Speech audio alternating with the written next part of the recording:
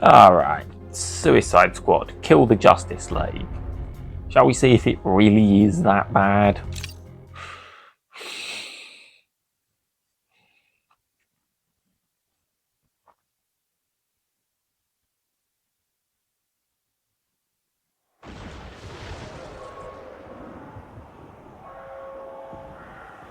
Now, I have beaten the main campaign and am in the post-game.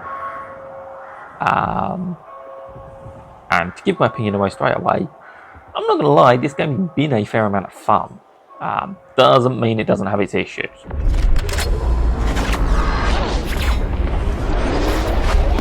So, seasonal content, that's the last season, it's the one it always drops you in. You have to, I gotta find one of those dramatic reenactment dinner drinks. have to go and fiddle. Okay, but the show's great. So, let's talk what this game's about, because firstly, let me trumpet Rocksteady for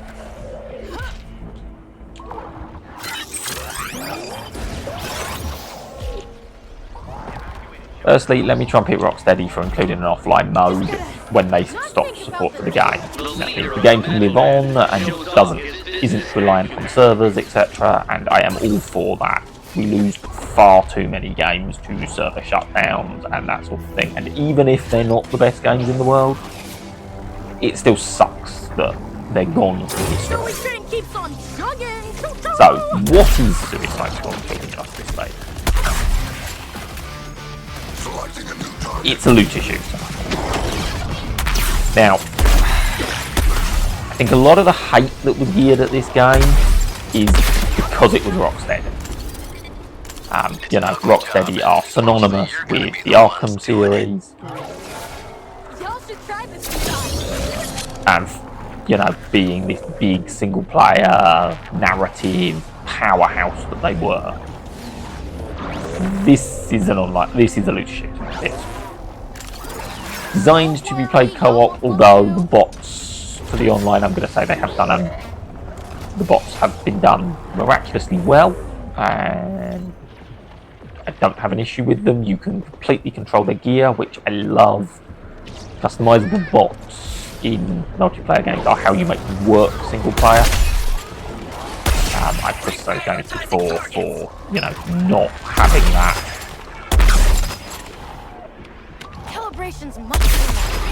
Now, I will say this game gets a little visually confusing. You'll notice there I was shooting at my teammates. That's quite common. Like, they'll be running around where there are enemies and I'll be going, but there's still an enemy to shoot. Now, what this game plays most similarly to, mechanically, is probably something like Borderlands. Because I am shooting enemies, collecting a ridiculous array of guns, and using the occasional super move.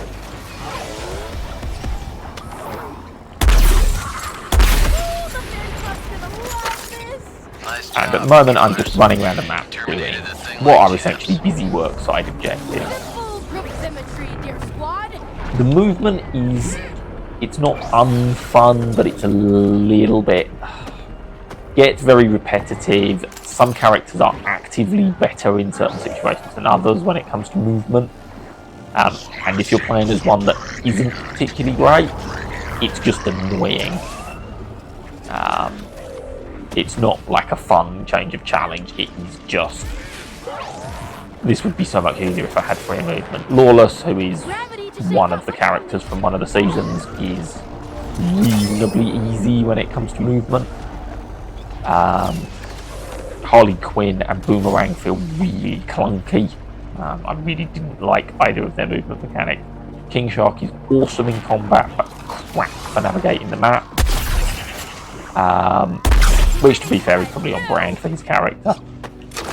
And Deadshot's, to be fair, really straightforward. He has a jetpack and fly.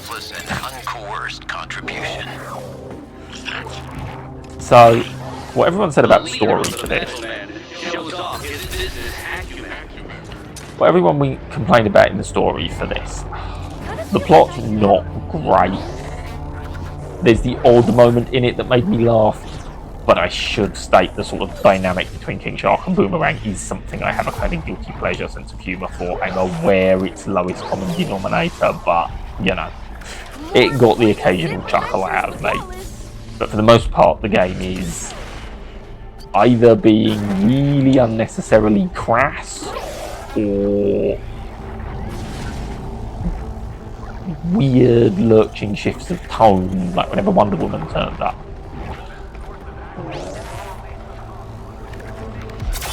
They're trying to be irreverent, but don't quite land it all the time. So the killing the Justice League element is, it's alright. If you are, like me, a casual DC fan, so will recognise the names, it's not going to offend you greatly. If you're a big DC fan, yeah, I think they've probably done a few of the characters in a way that you're not going to like much. As I say, very, very much a casual fan, particularly of DC. I think I recognise all the characters. Lawless was a bit alien. I cannot be asked to deal with Green Lantern, and he's just annoying. And you'll notice that there are certain combat encounters I'm going to deliberately skim over, because depending on which hero they've got powers from, depends on how you have to deal with them. The Green Lantern ones, you have to shoot constructs until their shields go away, and they're just tedious. But it's not all like that. And to be fair, they don't show up till later in the game, and they're not that common. But what you're going to be doing is running fairly repetitive missions. Guard this, collect this, kill this many enemies, and you're going to be shooting a lot of enemies. And variety is not good. It is all Brainiac weird blue dudes. Occasionally with the odd different buff, but they're going to stand there and blink away at you, occasionally run at you. There's the odd big lad that stamps on the ground and makes an earthquake.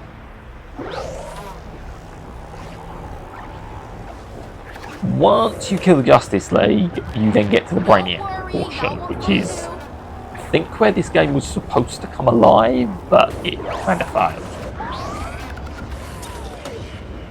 You have to run, almost like magic, I found one. These.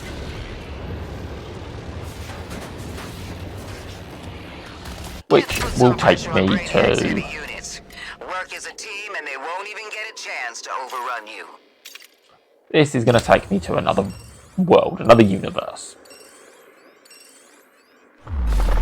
Now, playing in the other universe is going to get me there for loot, and sort of start getting me to a position where I could potentially take on the Brainiac of this realm, which is going to throw me into a boss fight. The Brainiac boss fights are fairly uninspired. They are using the Justice League members' powers, which, given quite how powerful Brainiac's supposed to be in DC, strikes me as wrong. Surely he's a threat in his own right. To be a part of your little team. So, I've got a timer, and these missions are do an objective and extract, try not to die. You know, I'm on brand, but nothing original here. Again, Borderlands with slightly more interesting movement mechanics, and slightly less interesting loot, I should say, which we'll get onto in a minute. So I am going to head over here. Now I may get utterly stomped here, because Lawless is not max level. Obviously last time I was playing this I was trying to level her up. But I don't mind admitting this game has become a sort of switch off zone out game for me. Shoot you down. So I have got to kill, that doesn't seem like enough enemies, like specifically for big lads. Up there. Yes, big lads.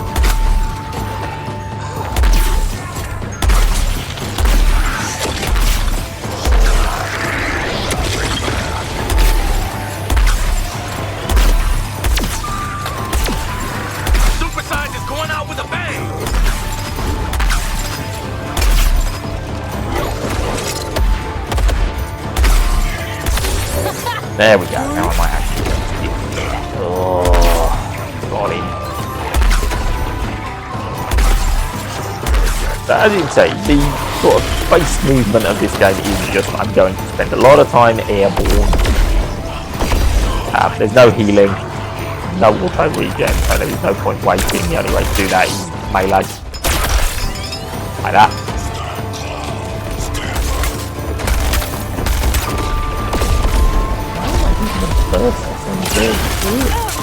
Obviously the highest powered thing I had.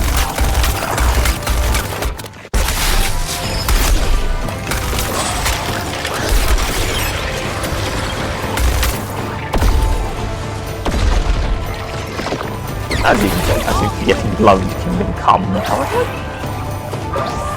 That is something about these missions, that you will get blown up a lot. Anyway. Enough of that, let's have a look at the loot system as I've criticised it already. Right, I'm going to quit out of this because I can't. Okay. Before we wrap this up, let's have a quick look at the loot system. I feel like we should have all... There we go. So, now we can have a look at the loot system, and because I kind of criticised it a bit. Which I feel in no way remorseful for. So at level 20 they unlock that. It doesn't make that much difference. Joker's level 20. Just a lucky charm. So weapons wise, the characters all have access to 3 each. So Joker can use pistols, shotguns and assault rifles, but if I switch to, let's say, Harley, she can use SMGs, pistols, and heavy guns. So it's entirely possible for Harley to walk around with a minigun. And the characters they all have 3. To be fair, this feels like an arbitrary restriction. I don't know why it's like it. It just restricts what you can do. And the guns are... They're not completely uninspired. Like, some of them do have cool designs. But for the most part, they are very gun-like. There's nothing utterly ridiculous, and they all shoot bullets. One of those sort of classics of Borderlands, and anyone that's played this, I'm sure will agree with me, it was the fact that the gun didn't necessarily shoot bullets. It could shoot, you know, random laser beams at a weird angle, and that made loot far more fun. It's something I feel a lot of the games that have tried to kind of mimic the looter success miss. And then you have 3 talent trees. Your dad's permission first, right? Again, they do have the odd change, but for the most part, they're just what buffs you get when your combo meter gets up, which isn't that exciting. You know, you get the squad ultimate skill, which is useful, but every character gets it eventually. And that's probably the biggest thing this does wrong. It's got, obviously at launch it had 4, it now has 8 different personality characters, and they all play pretty much the same. You're going to spend an awful lot of time airborne shooting at things. But depending on exactly what gun you use and exactly how you stay airborne is about all that changes, and it's little uninspired. And I get why this game got so much hype, Not like this, especially exactly, coming but from Rocksteady. weird, maybe time travel. But I do feel like the game would have done better if, let's say, Gearbox had announced they were doing an irreverent looter shooter based on DC. I think it would have had better press out the gate. But yeah, it's sort of become my unwindy game after its insane sale over Christmas. I mean, if you can pick it up for a £5, there are worse things you can spend a £5 on than this. You know, you'll get a chuckle out of it, and as I say, it's become a bit of an unwindy game for me. Just sort of moving around, shooting. I don't do the missions that often unless I'm feeling particularly in the urge to, but just kind of running around the map, clearing the Brainiac random items that are on here. It keeps me reasonably occupied. when I've had a long day at work and I just want to switch off. So consider this a recommendation if it's on sale, but more critically, let's give Rocksteady the credit for following through and putting the offline mode You are in, using my technology. because that means this game gets to exist and isn't going to get deleted from history. Now, with the hate this got, you might think some people want it deleted from history, that's up to them, but I don't think any game should be. We should be hanging on to everything. But yeah, also, if you've been playing in the online mode, you can just import your data straight over to offline, which I thought was quite a neat feature if you've sort of lost one of your friends to be playing it or something. So yeah, not the worst, not the best, probably got a little bit more hammered than it deserved because of who it was coming from. But not a bad unwinding game. Yeah. Do I get dumped in another universe if I miss? I will see you next time.